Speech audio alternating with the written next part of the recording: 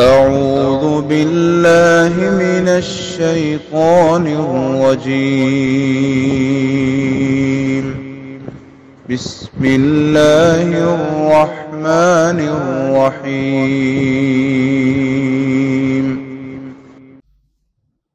السلام علیکم ورحمۃ اللہ وبرکاتہ۔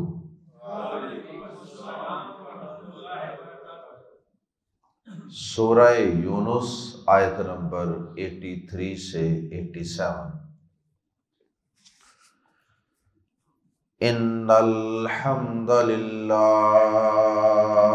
والصلاة والسلام علی رسول اللہ اما بعد۔ اعوذ باللہ السمیع العلیم من الشیطان الرجیم من ہمزہ ونفخہ ونفثہ۔ فما آمن لموسى الا ذریۃ من قومہ علی خوف من فرعون وملئهم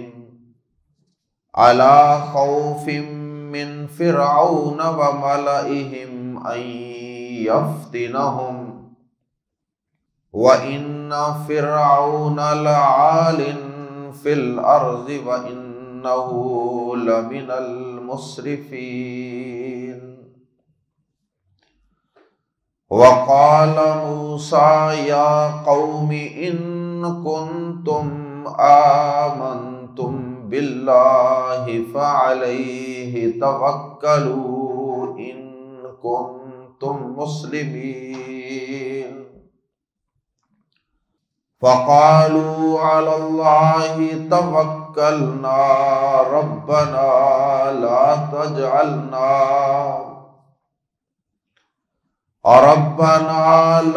تجعلنا فتنة للقوم الظالمين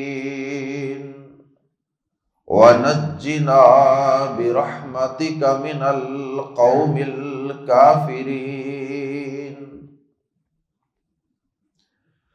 وأوحينا إلى موسى وأخيه أن تبوأ لقومكما بمصر بيوتا واجعلوا بيوتكم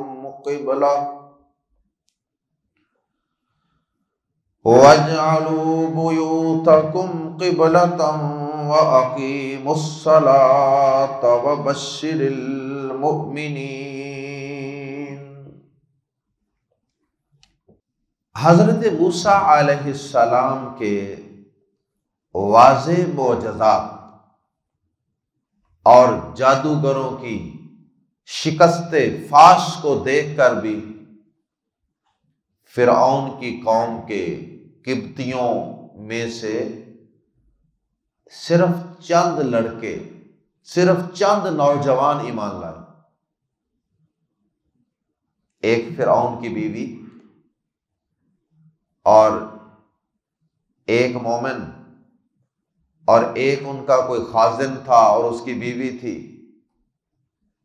اور اس طرح چند لڑکے، چند نوجوان وہ صرف ایمان لائے تھے۔ باقی لوگ اس کے باوجود بھی ایمان نہیں لا سکے، یا پھر وہ جادوگر تھے جو ایمان لائے تھے، اور بنی اسرائیل تو اس سے قبل ہی موسیٰ علیہ السلام پر ایمان لا چکے تھے۔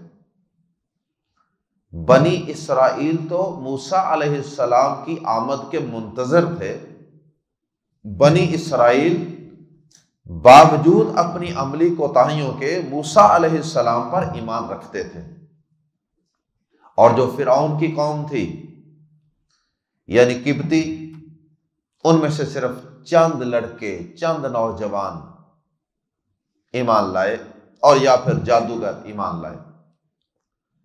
چونکہ جادوگر جادو کو ڈیپلی، گہرائی سے سمجھتے تھے، اس لیے وہ سمجھ گئے کہ موسیٰ علیہ السلام نے جو کچھ دکھایا ہے یہ جادو ہرگز نہیں۔ تو جب یہ جادو نہیں ہے تو پھر یہ یقیناً یہ کسی انسان کے بس کی بات نہیں ہے، یہ اللہ پاک کی طرف سے ہی انہیں معجزات عطا کیے گئے۔ تو چند لوگ صرف ایمان لائے فرعون کی قوم میں سے، اور اس کے بعد یہ سارا کچھ دکھانے کے باوجود، معجزات دکھانے کے باوجود اور جادوگروں کے ایمان لانے کے باوجود بھی فرعون کے ظلم و استبداد میں کوئی کمی نہیں آئی۔ وہ مسلسل ظلم و ستم کے بازار گرم کرتا رہا، بلکہ سورۃ الاعراف آیت 128 اور 129 میں یہ بات موجود ہے کہ بنی اسرائیلیوں نے حضرت موسیٰ علیہ السلام سے کہا تھا کہ اے موسیٰ، آپ کے آنے سے پہلے بھی ہم پہ ظلم ہی ہوتے تھے، آپ کے آنے کے بعد بھی ہم پہ ظلم و ستم ہی ہو رہے ہیں، کوئی فرق نہیں پڑا۔ ہمیں تو یہ تھا کہ وہ جس پیغمبر کا ہماری سابقہ شریعتوں میں وعدہ تھا کہ ایک پیغمبر آئے گا تو اس کے آنے سے کچھ بہتری ہوگی، لیکن بہتری ہو نہیں سکی۔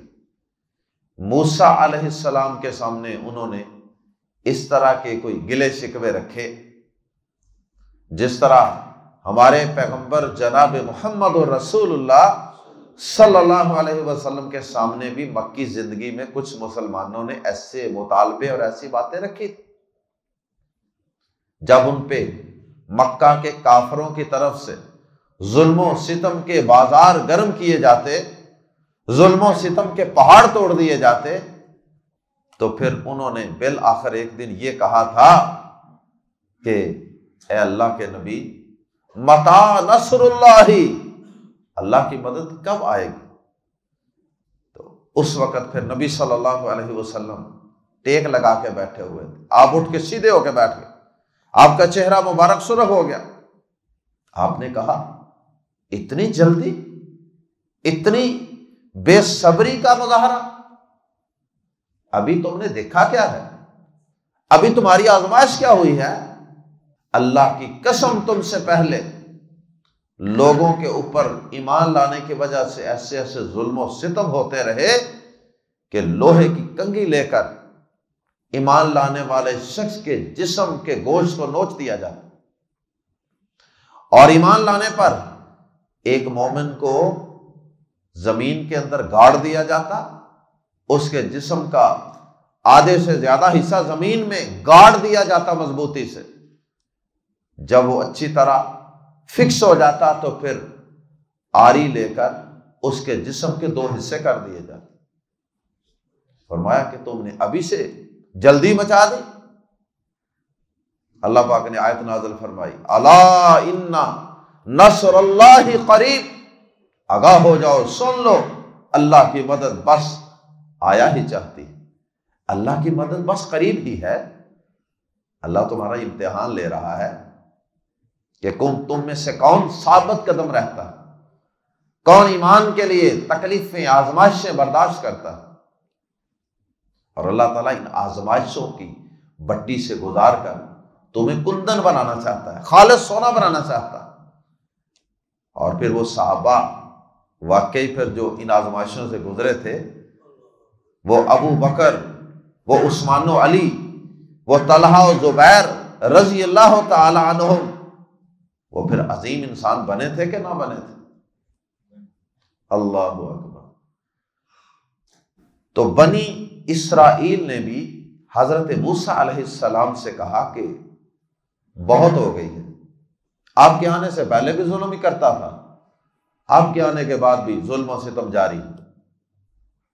حضرت موسیٰ علیہ السلام نے ان کو صبر کی، استقامت کی تلقین فرمائی، نماز قائم کرو، وَاسْتَعِينُوا بِالصَّبْرِ وَالصَّلَاةِ، نماز اور صبر کی فلسفی کے ذریعے اللہ پاک سے مدد مانگا کرو مشکلات کے اندر۔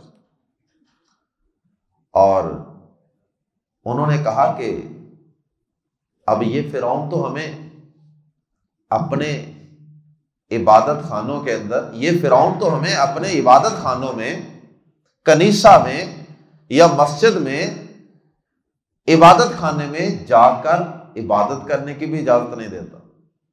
معلوم ہوتا ہے کہ اس نے پابندی عائد کر دی، جس طرح آج کل دنیا کے اندر بڑے بڑے جو جگہ سمجھتے ہیں اپنے آپ کو، دنیا کے عالمی امن کے نام نہاد ٹھیکیدار،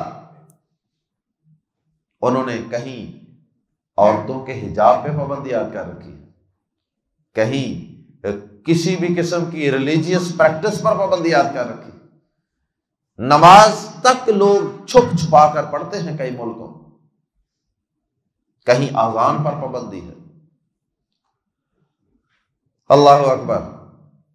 اب مسجدوں کے اندر تو اللہ کی عبادت ہوتی تھی نا، مسجد کہہ لیں یا کنیسہ کہہ لیں، ان کے جو عبادت خانے تھے ان میں تو اللہ کی عبادت ہوتی تھی، اور فرعون اپنے آپ کو رب اعلیٰ کہلواتا تھا، اور وہ اگر اللہ کے علاوہ کو بتوں شتوں کو بھی پوجتے تھے تو وہ بھی ایک خاص اس کا فرعون کا مذہب تھا، تو وہ چاہتا تھا کہ لوگ اسی پر لگے رہیں، برائے نام سی بت پرستی، اور اصل اختیار میرے پاس۔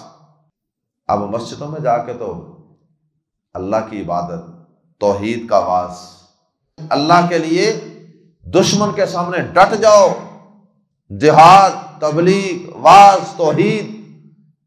مسجدوں کے اندر، عبادت خانوں کے اندر تو اس طرح کی باتیں ہوتی ہیں۔ اس نے پابندی لگا دی۔ قوم نے موسیٰ علیہ السلام سے شکوہ کیا کہ اب کیا کریں؟ موسیٰ علیہ السلام نے اور ہارون علیہ السلام کو اللہ پاک نے یہ حکم دیا کہ آپ ان سے یہ کہیے، اگرچہ ان کی شریعت میں ہر جگہ عبادت جائز نہیں تھی، جیسے اللہ پاک نے ہمارے نبی پاک صلی اللہ علیہ وسلم کو خاص اعزاز عطا فرمایا ہے جو پہلے کسی امت کو عطا نہیں کیا گیا۔ وہ اعزاز کیا ہے؟ ساری زمین کو عبادت گاہ بنا دیا گیا ہے، سجدہ گاہ بنا دیا گیا ہے۔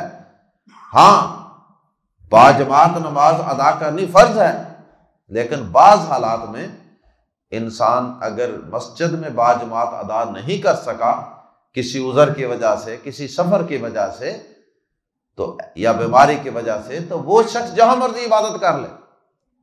تو ان کی شریعت میں تو ایسا نہیں تھا، لیکن ایک اضطراری حالت کے طور پہ، مجبوری کی وجہ سے اللہ پاک نے کہا کہ چلو اب مجبوری ہے تو تم ان سے یہ کہو کہ ایسے مشکل حالات کے اندر بھی نماز چھوڑنی نہیں ہے، نماز قائم رکھنی ہے، صف بندی درست کر کے، قدم سے قدم ملا کے اور کندھے سے کندھا ملا کے یکجان ہو کر ایمان والو تم نے نماز با جماعت جاری رکھنی ہے۔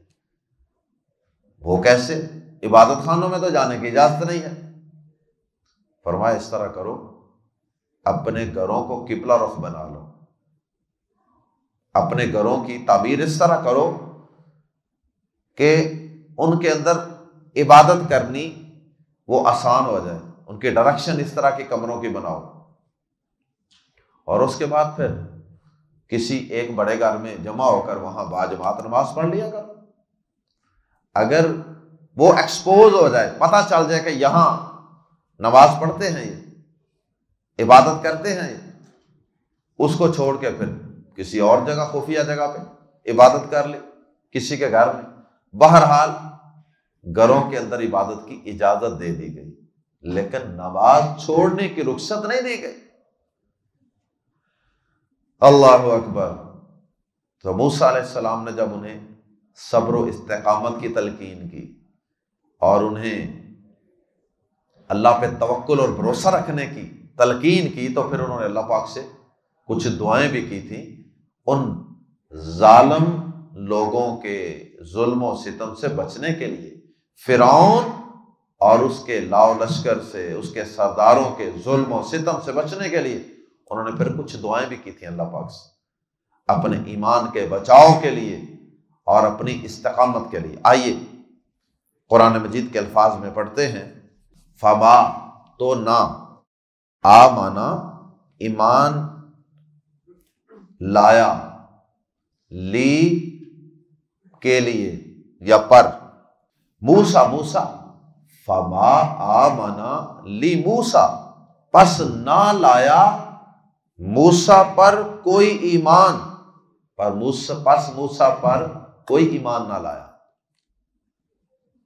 جادوگروں کی شکست اور ان کے ایمان لانے کے بعد بھی، الا مگر ذریتن چند لڑکے، ذریت اولاد کو کہتے ہیں لڑکوں کو، الا ذریتن مگر چند لڑکے، من قومہ اس کی قوم کے، من قومہ یہ جو قومی کے بعد ہی ضمیر ہے یہو، اس سے بعد مفسرین نے بنی اسرائیل مراد لیے، یعنی موسیٰ علیہ السلام مراد لیے کہ موسیٰ علیہ السلام کی قوم میں سے چند لوگ ایمان لائے، اور بعض نے اس سے مراد فرعون کی قوم کے چند لوگ مراد لیے، لیکن صحیح بات یہ ہے کہ اس سے مراد موسیٰ علیہ السلام کی قوم کے چند لڑکے نہیں ہیں، کیونکہ وہ تو بنی اسرائیل تھے، اور بنی اسرائیل تو پہلے سے ہی موسیٰ علیہ السلام پر ایمان لا چکے تھے، اور اس کے کئی دلائل موجود ہیں۔ تو امام ابن کثیر رحمہ اللہ کا رجحان اسی طرف ہے کہ اس سے مراد، قومی ہی سے مراد فرعون کی قوم ہے، قبطیوں میں سے چند لڑکے ایمان لائے۔ فما آمن لموسیٰ الا ذریۃ من قومہ، تو موسیٰ علیہ السلام پر اس کی قوم کے چند لڑکوں کے سوا کوئی ایمان نہ لایا۔ علی خوف، وہ بھی خوف کے باوجود، من فرعون، فرعون سے، وملئہم اور ان کے سرداروں کے، یعنی قبطیوں کے سرداروں کے، جو چند لڑکے ایمان لائے وہ بھی سخت خوف کے ماحول میں۔ اصل میں اتنے کلیئر کٹ دلائل دیکھنے کے باوجود بھی زیادہ لوگ ایمان کیوں نہیں لائے؟ اس کا یہ سبب ہے۔ کیا سبب ہے؟ علی خوف من فرعون وملئہم، جب تک دنیا کے اندر لوگوں کو آزادی نہیں نہ ملتی، صحیح آزادی، یہ تو دنیا کے بڑے بڑے جو جگہ ہیں نا، یہ تو نام نہاد آزادی کا نعرہ لگاتے ہیں، یہ اپنی مرضی کی ان کی ڈیفینیشن ہے آزادی کی۔ ان کی آزادی کی ڈیفینیشن مسلمانوں کے لیے اور ہے، ان کی عورتوں کے لیے اور ہے، اپنے لوگوں کے لیے اور ہے، اپنے مفادات کے لیے اور ہے۔ بھائی آزادی ہے تو پھر حجاب پہ پابندی کیوں لگاتے ہو؟ آزادی ہے تو اذان پہ پابندی کیوں؟ جب تم آزادی کے علم بردار اور ٹھیکیدار ہو تو پھر نماز پڑھنے پہ پابندی کیوں؟ پھر جس کو جو سمجھ آتی ہے کرنے دو، آپ کون ہوتے ہیں پابندی لگانے میں؟ اللہ اکبر۔ اگر دنیا کے اندر عوام الناس کو، لوگوں کو صحیح معنوں میں حقیقی آزادی مل جائے نا، حقیقی آزادی، کسی کا کوئی پریشر نہ ہو، اللہ کی قسم آپ دیکھیں کہ کس طرح لاکھوں کروڑوں لوگ مسلمان ہوتے ہیں، لاکھوں کروڑوں لوگ فوری طور پہ مسلمان ہو جائیں۔ تو یہ اپنے سرداروں سے، اپنے چودھریوں سے، اپنے قبیلوں سے، اپنے خاندانوں سے، اپنی فیملیوں سے ڈرتے ہوئے لوگ مسلمان نہیں ہوتے، خوف ہوتا ہے۔ اور آج یہاں ملک پاکستان جو لا الہ الا اللہ کی بنیاد پہ حاصل کیا گیا ہے، یہاں پر بھی یقین کریں کہ غیر مسلم کوئی بیچارہ مسلمان ہو جائے نا، مصیبت پڑ جاتی ہے اسے۔ کئی کیس ہمارے علم میں بھی آتے ہیں کہ یہ مسلمان ہو گئی ہے بچی، یہ بچہ مسلمان ہو گیا، اب اس کے گھر والے اس کے دشمن ہو گئے، اب خاندان والے دشمن ہو گئے، اب قانون اس کو تحفظ نہیں دے رہا، تو یہ بیچاری چھپتی پھر رہی ہے۔ اگر آزادی ہو، کسی کی طرف سے کوئی پابندی نہ ہو، دیکھیں پھر لوگ اسلام قبول کرتے ہیں کہ نہیں۔ الا خوف من فرعون وملئہم،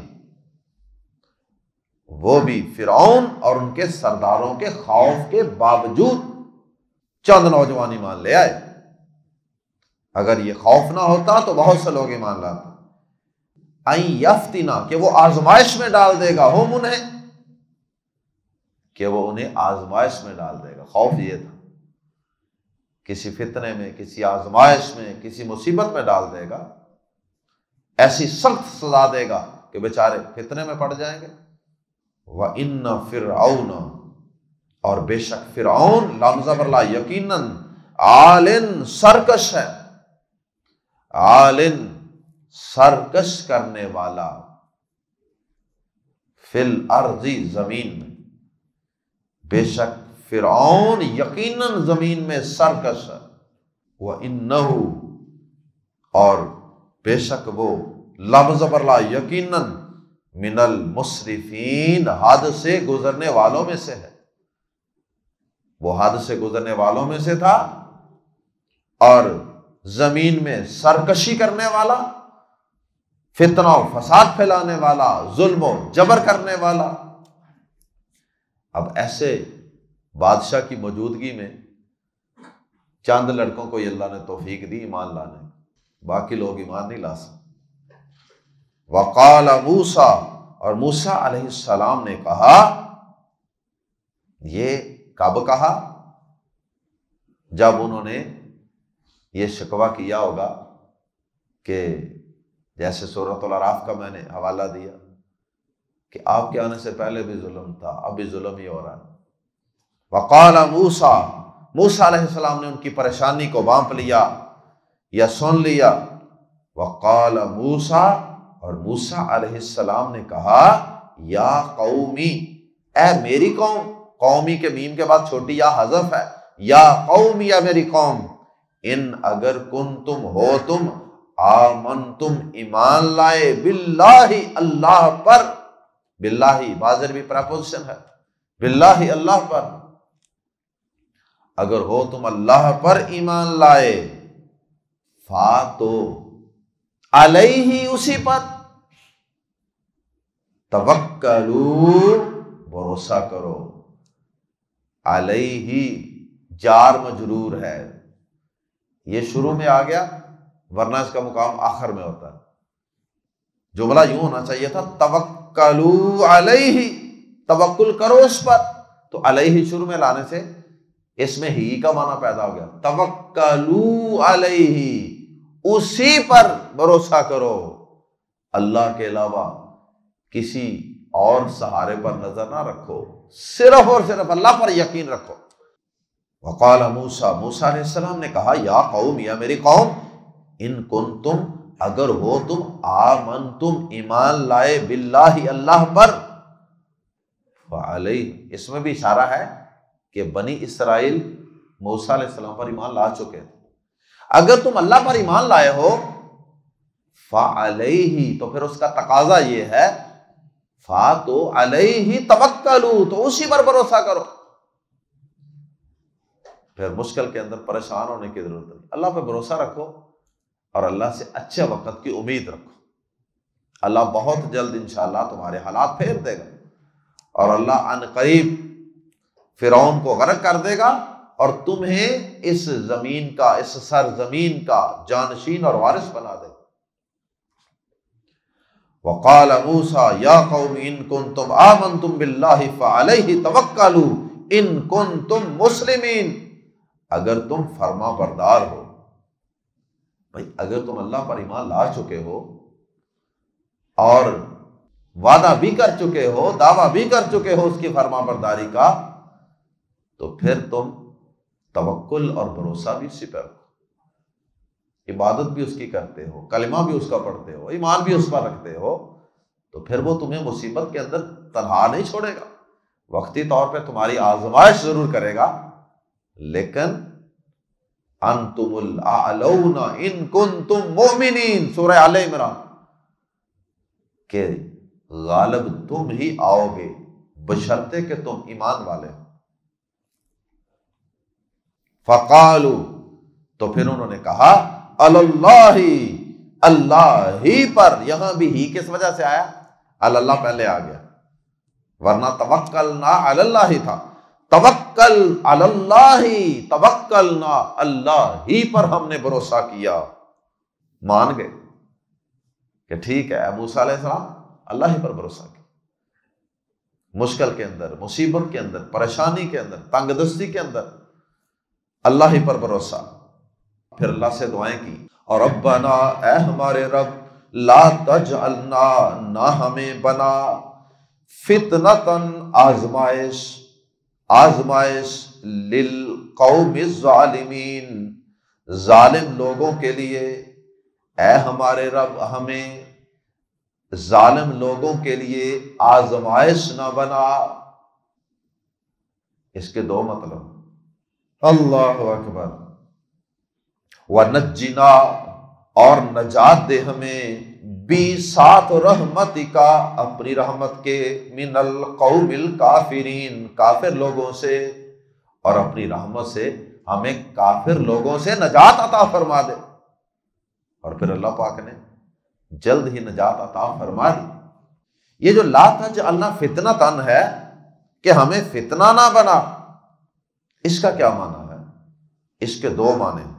ایک تو یہ لفظ فتنۃ مصدر ہے، یہ ماضی یا مضارع نہیں ہے، اس میں زمانہ کوئی نہیں ہے، یہ مصدر ہے، اور یہ دو معنوں میں استعمال ہو سکتا ہے، یا تو اسم الفاعل کے معنی میں، یا پھر یہ مفعول کے معنی میں، یہ دونوں معنوں میں استعمال ہو سکتا ہے، لہذا اس کی دو طریقے سے تفسیر ہو سکتی کہ یا اللہ ہمیں کافروں کے لیے، ظالموں کے لیے فتنہ نہ بنا۔ اس کے دو مطلب، اگر اس کو فاعل کے معنی میں لیا جائے تو پھر اس کا معنی یہ ہے کہ یعنی ہمیں ان کافروں کو فتنے میں ڈالنے والا نہ بنا۔ تو ہم کافروں کو فتنے میں ڈالنے والے کیسے بنیں گے؟ جب ہم مغلوب ہو جائیں گے، جب ہم مظلوم ہو جائیں گے، کافر ہم پہ ظلم و ستم کرتے چلے جائیں گے، وہ ہم پہ غالب ہو جائیں گے، تو پھر ان کے دل میں کیا آئے گا کہ یہ جھوٹے ہیں، یہ مسلمان یہ جھوٹے ہیں، پیغمبروں کو ماننے والے لوگ یہ جھوٹے ہیں، اور ہم سچے ہیں، ہم حق پر ہیں، دیکھو نا ہم غالب ہیں اور یہ مغلوب ہیں، ہم مار رہے ہیں اور یہ مار کھا رہے ہیں۔ اس کا مطلب ہے کہ یہ سچے نہیں۔ تو اس طرح ایمان والے ان کافروں کو آزمائش میں ڈالنے والے بن گئے، وہ آزمائش میں پڑ گئے۔ کیا آزمائش میں پڑ گئے؟ اب وہ خود ایمان لانے کا نہیں سوچیں گے کبھی بھی، وہ سمجھیں گے نہیں ہم سچے ہیں، یہ اللہ والے لوگ، یہ ایمان والے لوگ، نبیوں والے لوگ یہ جھوٹے ہیں، تو ہم ان کو آزمائش میں ڈالنے کا سبب بن گئے۔ یہ مطلب ہے یا اللہ ہماری وجہ سے کسی کافر کو فتنے میں نہ ڈالنا کہ وہ بیچارہ فتنے میں پڑ جائے۔ دیکھو ایمان بھی کیا خوبصورت چیز ہے، کیا اللہ تعالیٰ کی عظیم دولت ہے کہ ایمان والوں کو ہی صرف اپنے ایمان کی فکر نہیں ہے، کافروں کے ایمان لانے کی بھی فکر ہے کہ یا اللہ یہ کافر ہماری وجہ سے، ہمارے ظلم و ستم برداشت کرنے کی وجہ سے، ہمارے مغلوب ہونے کی وجہ سے کہیں یہ فتنے میں نہ پڑ جائیں، اور فتنے میں پڑھ کر پھر یہ ایمان ہی نہیں لائیں گے، کہیں گے نہیں نہیں ہم بھی سچے ہیں، ہم بھی حق پر ہیں، ہم بھی صحیح ہیں، یہ جھوٹے ہیں، اللہ کی مدد کوئی نہیں ان کے ساتھ ہے۔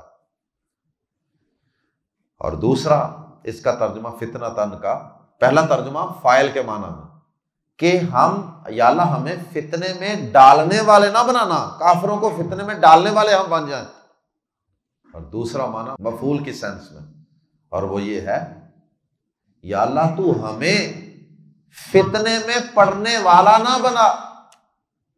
فتنے میں پڑنے والا کیسے؟ کہ کافر اتنے ظلم کریں کہ ہم میں سے ہی کچھ لوگ مرتد ہو جائیں، نہیں یار کافر ہی سچے ہیں، کیسا ہم ایمان لائے ہیں، مار پڑ رہی ہے، ظلم برداشت کر کر کے تھک گئے، چھوڑو اس ایمان کو۔ تو اس طرح خود فتنے میں پڑ گئے، مفتون۔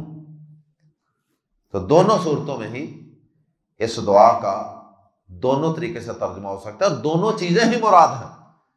اور ایمان والوں کو پہلی صورت میں کافروں کے ایمان کی فکر ہے، اور دوسری صورت میں اپنے ایمان کو بچانے کی فکر.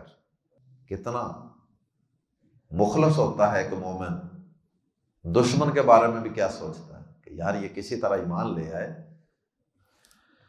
ربنا لا تجعلنا فتنة للقوم الظالمین، اے ہمارے رب ہمیں ظالم لوگوں کے لیے آزمائش نہ بنانا.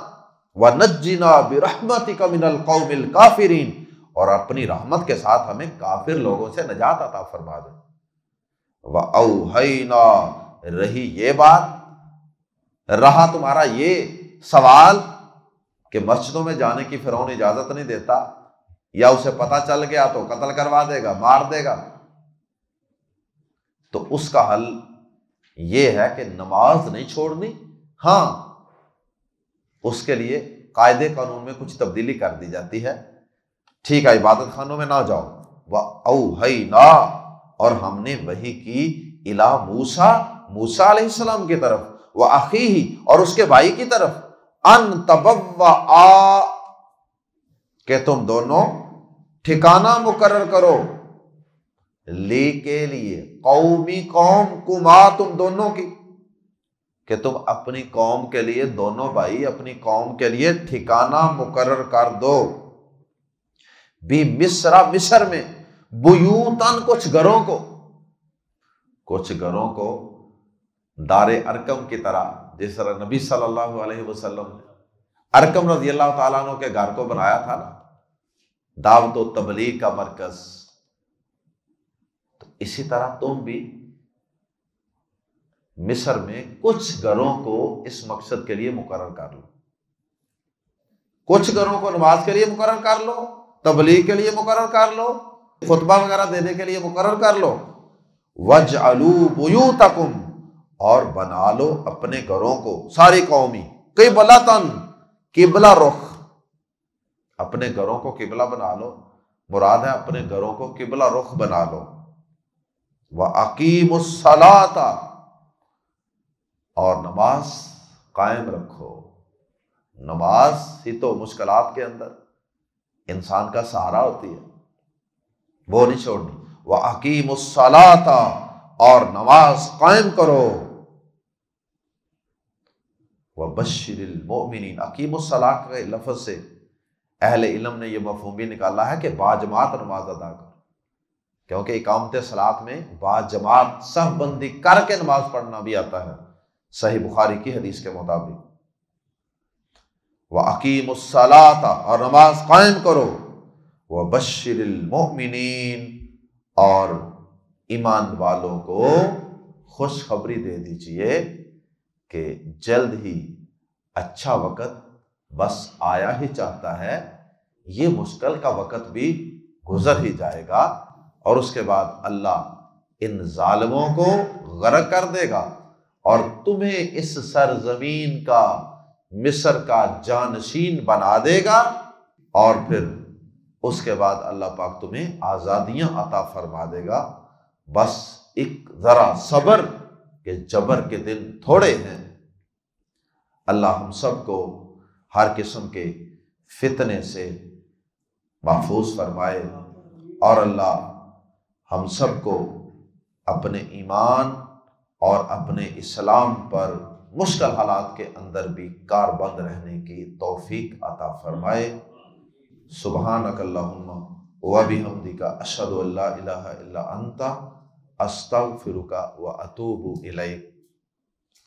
یہ جو دعا ہے نا، ربنا لا تجعلنا فتنة للقوم الظالمین ونجنا برحمتک من القوم الکافرین، یہ سب بھائیوں نے اور بہنوں نے یاد کرنی ہے انشاءاللہ. سبحانک اللہم وبحمدک، اشہد ان لا الہ الا انت، استغفرک واتوب الیک.